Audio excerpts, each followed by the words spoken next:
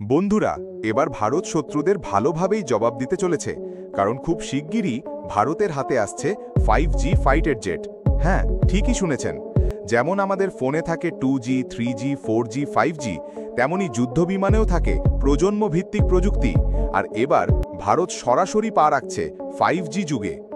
এখন পুরো পৃথিবীতে 5G যুদ্ধবিমান রয়েছে মাত্র 3 দেশের কাছে। আমেরিকার কাছে F-22, চীনের কাছে J-20, রাশিয়ার কাছে Su-57। বাকি সব দেশ আজও আটকে আছে 2G, 3G বা সর্বোচ্চ 4.5Gতে। কিন্তু ভারত এবার নিজের ঘরেই তৈরি করবে 5G ফাইটার জেট।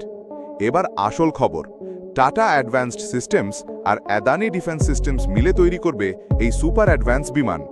পুরনো 4G যুদ্ধবিমান আর 5G যুদ্ধবিমানের পার্থক্য কি শুনুন।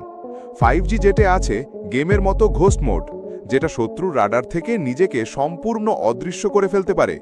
এর ভেতরে আছে AI কম্পিউটার ব্রেন, যা মুহূর্তের মধ্যে সিদ্ধান্ত নিতে পারে। আর হ্যাঁ, জ্বালানি খরচও কম, মানে একেবারে মাইলেজ কিং। তবে মনে রাখবেন, এটা 1-2 বছরের প্রজেক্ট নয়।